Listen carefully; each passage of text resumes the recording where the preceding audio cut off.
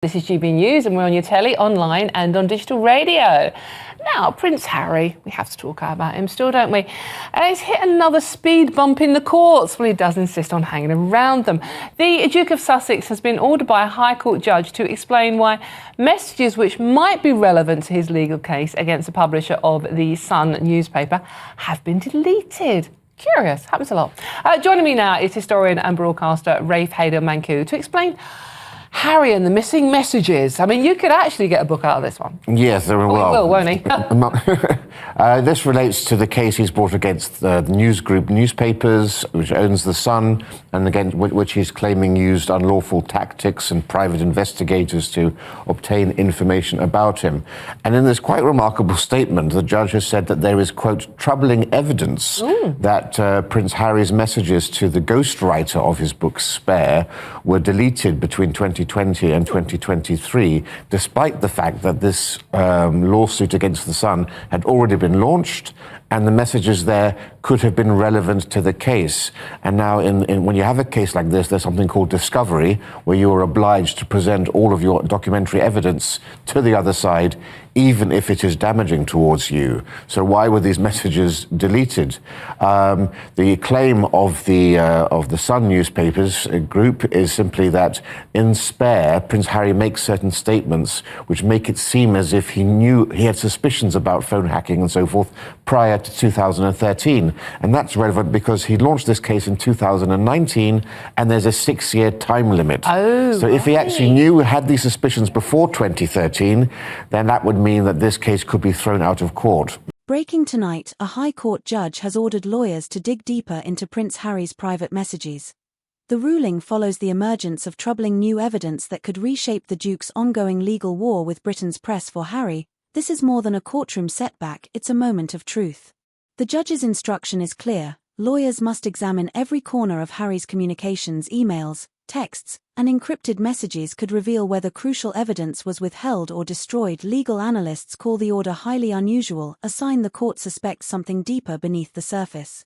Harry's lawsuit targets Britain's biggest tabloids, accusing them of phone hacking and unlawful information gathering. He argues he's fighting for privacy and accountability, but critics ask, has his crusade become too personal, too political, too costly to win? Sources close to the case describe troubling evidence documents suggesting gaps in Harry's submissions. Could key messages have vanished? Lawyers for the defense claim inconsistencies in what was handed over, and the judge now wants answers.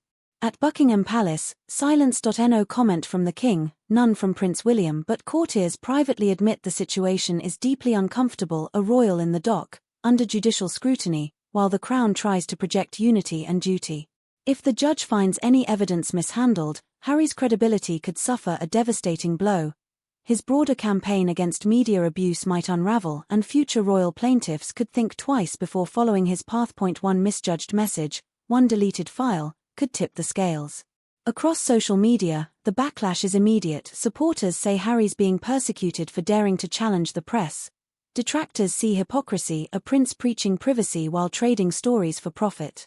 Either way, the courtroom has become the new theatre of the monarchy. As lawyers sift through the Duke's messages, one truth becomes clear: the search for transparency comes at a personal cost. Prince Harry wanted to expose corruption, now it's his own conduct under the microscope, troubling evidence, and an even more troubling future. So the judge has basically said this is very concerning, and he wants Harry to go try to get his messages out of storage in the Signal secure WhatsApp group. And he's asked the lawyers to go through all of his email accounts, his laptops and everything else. But they're saying, oh, everything that he had before 2013 mysteriously has disappeared. There's no data at all. No mobile phones, no laptops, no social media. No, because we didn't have them then, did we? I wonder where he picked that one up from. Well, I think we've heard that from politicians, haven't we? Oh, God, all those WhatsApp messages. No, lost the phone type thing. But let's have a happy story as well, shall we? Portrait of King Charles to mark Armed Forces Day. Yes, so of course on the last Saturday in June every year is Armed Forces Day, a chance for us all to celebrate our armed forces. The King, of course, Commander-in-Chief. On the screen now. And there's this lovely picture of His Majesty in his Field Marshal #1 frock coat uniform, full ceremonial, with all of his orders and medals. Interestingly, for the second time in a row, he has opted to wear the sash of the Royal Victorian Order, whereas when you wear the collar of the Order of the Garter, which you can see, you normally wear the Order of the Thistle, which is the second highest ranked honour. And I've asked a very senior member of the royal household about this, and they were also perplexed. So we're not quite sure. Anyway, that's for anoraks who care about such things. It's quite interesting. That's going to be quite interesting, actually. This photograph was taken in November, which was the same time we had the official photograph taken, which you may remember was in January, also at Windsor Castle, with His Majesty in his Admiral of the Fleet uniform. And before he was diagnosed with cancer as well, wasn't it, if I remember rightly? And I have to talk about my favourite royal. Team girl, Princess Anne, out of hospital after the horse incident, as the palace described it. Yes. Made it sound much more interesting than it was. Well, there's some good news, at least. After 5 nights in hospital, Her Royal Highness has now returned to Gatcombe Park, her home. She left away from the media glare, so she left quietly, and she's going to undergo a period of recuperation now. So she won't be undertaking public duties for the foreseeable future. How long she needs to recover, it depends on the type of concussion she has, because there are different types of concussion. We don't have any of that information. But Her Royal Highness was supposed to be going to Canada, actually, now. Oh, wow. And unfortunately, that's been put onto the back burner. And so, the King was supposed to go to Canada in May, has also cancelled his trip to New Zealand. She won't be going. So, she did warn us about the perils of a slimmed-down monarchy last year in an interview with CBC. And, with the absence of the Princess Royal and the King only doing part-time work, she's now out of action.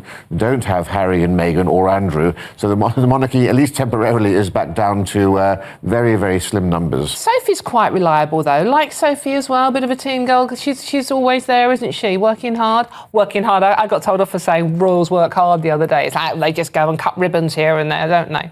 Well, I don't want to do that. Exactly. Yeah. Thank you very much, Rafe Helderman.